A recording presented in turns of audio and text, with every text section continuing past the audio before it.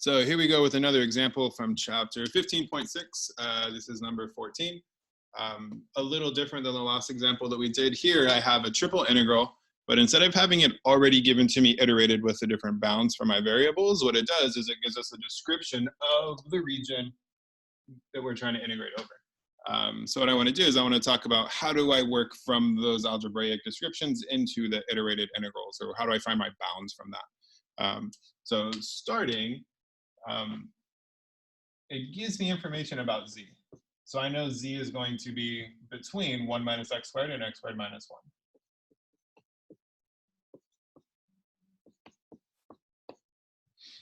1. And then it also gives me information about y. Y is going to be bounded by 0 and be bounded by 2. What is not mentioned or described in this situation here is what my x values are doing. So if I want to try to think about what does this look like. If I look at the relationship here with z, what I have, if I draw an xz plane, is I'm going to have a parabola, two parabolas that intersect. When those two parabolas happening is, since I have no y values, these are actually parabolic cylinders. So they're going to cross, and then it's going to be continuous all the way across this way in the y-axis. So what I want to do, or what I need to find out, is where do those two functions cross each other so that I can figure out what those values are in between them. So I'm going to take the two functions for z and set them equal to each other. Add the x squared to the other side, add 1 to the other side, 2x squared is equal to 2, so x squared is 1, so x should be plus or minus 1. That gives you the two bounds for this. So I can say my x values need to go between -1 and 1. Okay. So then I can take this information, and now I can write my iterated integral. So I'm going to change this to be, my x values go from -1 to 1. My y values go from 0 to 2. And then my z values are going from x squared minus 1 to 1 minus x squared. I still have the same function, x minus y. So now I have dz, dy, dx. So that's how I set up my iterated integral, given a description of the region over here that I'm trying to solve for. So using that region, I solved for the different bounds on my 3 variables to set up my integral. I'm going to go ahead and solve this now. If you want to pause and do some work and then push play and check your answer, that's totally fine. I'm going to start here. Start on the inside. First, do this integral with respect to z. Notice this x minus y has no z in it, so it's just some constant.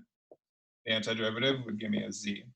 I'm going to evaluate that from x squared minus 1 to 1 minus x squared.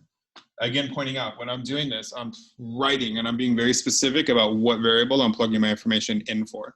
I did an antiderivative with respect to z, so I'm evaluating when z is equal to these two things. So it's going to give me x minus y times, well, 1 minus x squared minus x squared minus 1. Simplifying this, x minus y, and this is going to turn into, when I distribute my negative sign, I'm going to get 2 minus 2x squared. To rewrite my integral, the next steps, what I need to do is I need to actually multiply this out.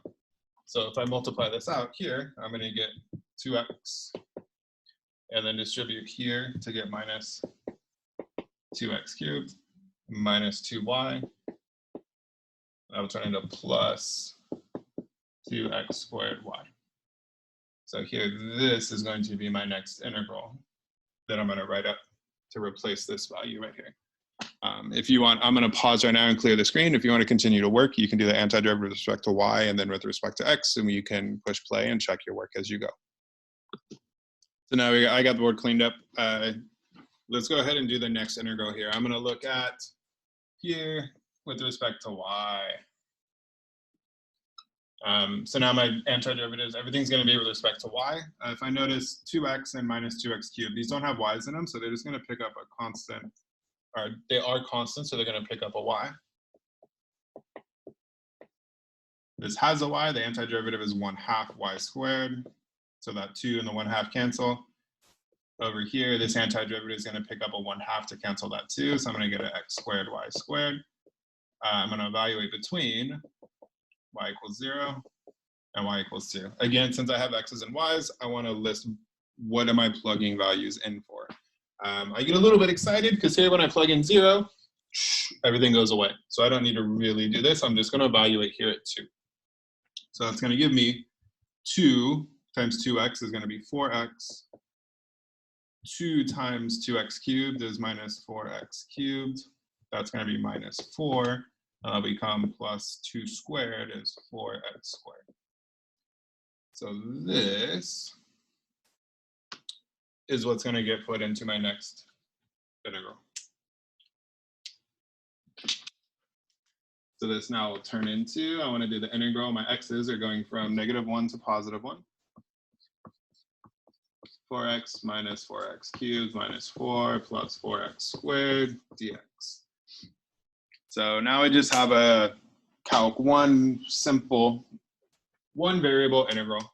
So let's do some antiderivatives and plug in value. Antiderivative of 4x is going to be 2x squared. Antiderivative of this is going to be minus x to the 4th minus 4x plus 4x cubed over 3. I want to evaluate this from -1 to +1. When I do that, so let's go through this. Plugging in 1, I'm going to get 2 times 1, so that's 2 minus 1 minus 4 plus 4/3 minus, now I'm going to plug in at -1. -1 squared is still positive, so it's going to be a 2. -1 to the 4th is positive, so it's going to be a -1. This will turn into plus 4. And then this will be minus 4/3. So this is going to be 5 plus 2, -3 plus 4/3. So inside here, I'm going to have 5 minus 5 plus 4/3. So combining like terms, we're almost finished here. That's a minus 8 plus 8/3. So if I rewrite that, that's going to be -24/3 plus 8/3. So it's going to give me a -16/3. Okay.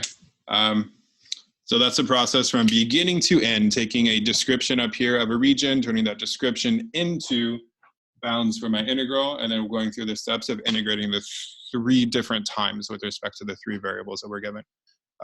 If you have questions, send me an email, let me know. Thanks.